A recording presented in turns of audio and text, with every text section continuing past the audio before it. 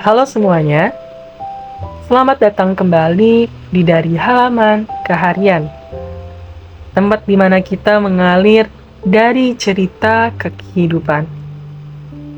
Aku Adi, dan hari ini kita akan ngobrol tentang sesuatu yang hampir semua orang pernah rasakan. Takut gagal. Takut yang kadang muncul diam-diam, tapi suaranya paling keras. Takut yang bikin kita menunda, takut yang bikin kita nggak mulai, dan takut yang bikin kita merasa, aku belum cukup. Kalau kamu lagi di fase ini, aku harap episode ini bisa menemani.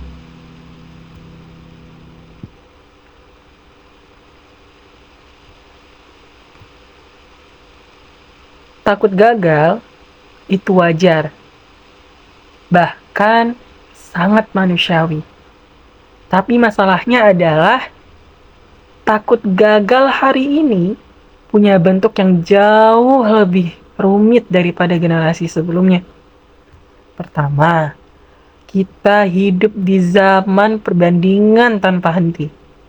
Kita melihat orang lain sukses lewat layar kecil, dalam potongan yang seakan-akan sempurna.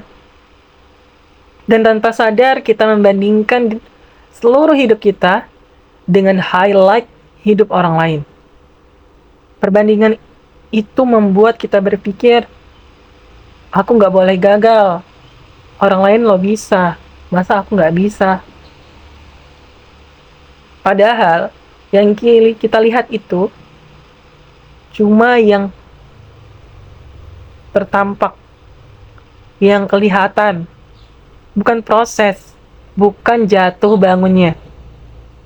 Kedua, kita sering membesarkan arti kegagalan.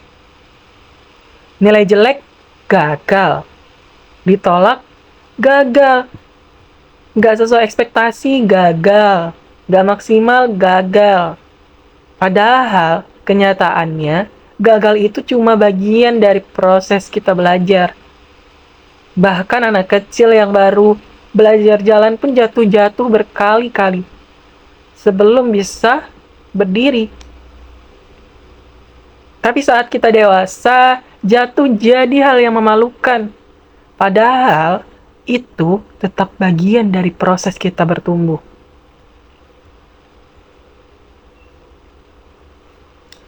Aku ada contoh. Ada seorang teman, sebut aja D. D ini orangnya dia pintar, rajin, kemudian banyak yang melihat dia itu sebagai anak yang selalu berhasil. Tapi suatu hari, D ini cerita, dia sebenarnya takut banget untuk memulai hal-hal yang baru. Karena sepanjang hidup, dia merasa harus selalu benar. Harus selalu memuaskan ekspektasi orang. Harus aman dan juga harus sempurna.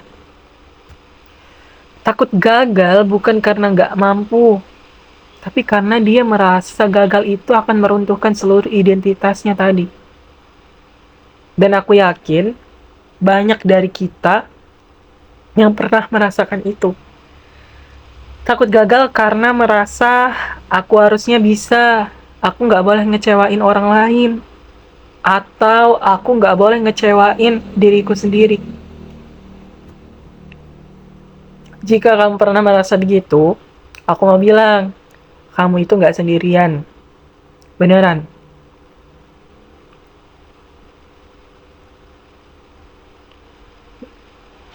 Lalu, gimana cara menyembuhkannya? Bukan yang instan, bukan juga motivasi yang kosong. Tapi, cara yang bisa dilakukan itu adalah secara pelan-pelan. Yang pertama, ubah makna gagal dalam kamus kita. Gagal itu bukan akhir, Gagal itu informasi. Informasi bahwa ada yang perlu kita perbaiki. Informasi bahwa kita lagi belajar. Sama seperti game. Kita kalah, tapi kita respon dengan strategi yang lebih baik. Kedua, buat langkah mungil yang nyata. Takut gagal sering muncul karena kita membayangkan hal yang terlalu besar. Daripada menulis satu buku, coba deh nulis satu paragraf. Daripada mulai bisnis yang besar, coba dulu bikin satu produknya. Saat langkahnya kecil, otak kita itu lebih mudah untuk bergerak. Lalu yang ketiga, boleh takut, tapi jangan diam. Takut itu boleh. Yang nggak boleh, itu membiarkan takut mengendalikan diri kita. Mulai aja dulu. Kerjakan sambil gemetaran pun nggak apa-apa. Lalu yang keempat, pisahkan aku gagal dari aku adalah kegagalan. Kesalahan terbesar banyak orang itu adalah melekatkan identitas pada kejadian. Aku gagal ujian, bukan berarti aku bodoh. Bisnisku tutup, bukan berarti aku nggak berbakat. Hubungan ini nggak berhasil, bukan berarti aku nggak layak dicintai. Kita lebih dari satu situasi. Kita lebih dari satu hasil. Lalu yang terakhir, rayakan progres kecil. Bagian ini sering kali diremehkan, tapi sangat penting. Kita jarang mengapresiasi hal-hal yang kecil, hal-hal yang udah kita lakukan gitu. Berani mulai, berani mencoba, berani salah, dan berani mengulang. Setiap langkah kecil itu layak dan harus dirayakan.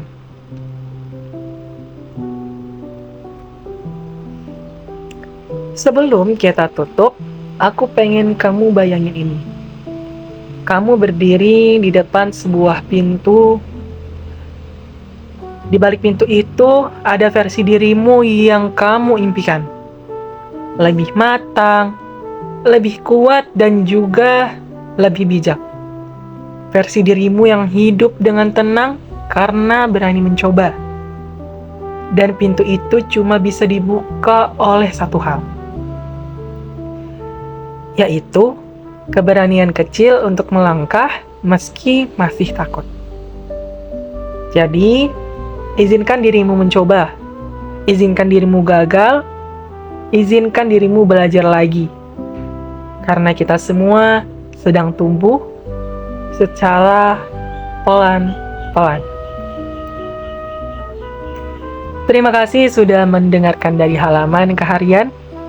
Sampai jumpa di episode berikutnya. Dan ingat, dari halaman cerita kita belajar untuk menjalani hari.